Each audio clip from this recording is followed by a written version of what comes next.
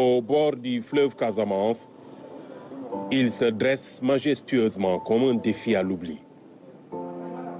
Le lieu de mémoire commence par l'espace de recueillement aménagé dès les premières heures qui ont suivi le naufrage.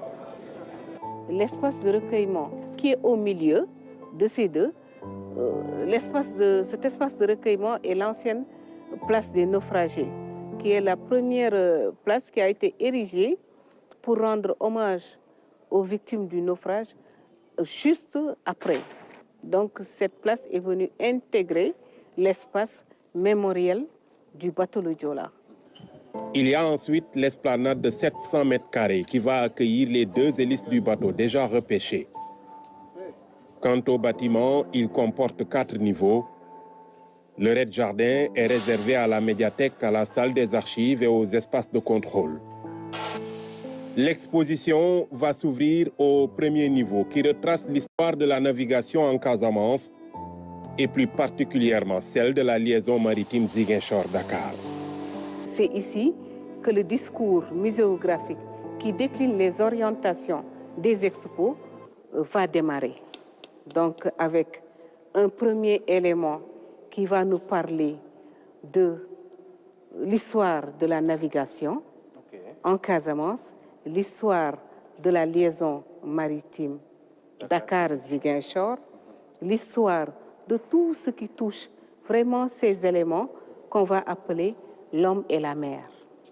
Ce sera aussi un espace d'immersion avec les 3 moments du voyage en bateau, l'embarquement, la vie à bord et le débarquement.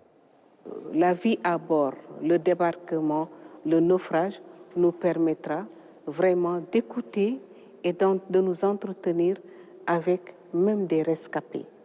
Outre tous les éléments qui constituent la vie à bord, que ce soit le transport, que ce soit les arts, la musique, la culture et tout ça, donc ce sera matérialisé. Au premier étage, il y aura des reliques du Joola et des objets personnels collectés au cours des expéditions sur l'épave. Dans cette partie, le réel va interagir avec le virtuel. Ils ont fait la reconnaissance, ils ont ramené quelques objets, des objets d'enfants, et même on a ramené un hublot. Et ça leur a permis vraiment de voir la position exacte de l'épave du Joola. Et c'est sur ce qui a permis aujourd'hui d'avoir les hélices de l'épave du Joola.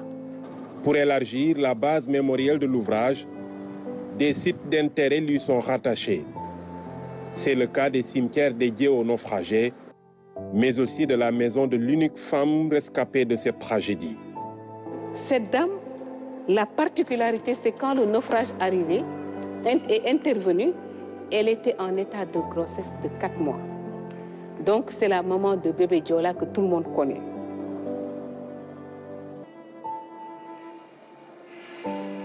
Et là, vous êtes à la terrasse. Ouais. Vous êtes à la terrasse. On a donc, une parfaite vue sur Ziguinchor. Oui, on a une parfaite vue sur Ziguinchor. Et là, vous voyez, vous avez le mât. Vous avez le mât. Peut-être que dans la fonctionnalité, on va allumer le point. Érigé sur un site de 5838 mètres carrés, le projet a coûté plus de 10 milliards de francs CFA. L'endroit est symbolique à plus d'un titre. Il est situé au bord du fleuve, contigu au port et sur la route du bateau, en partance pour Dakar.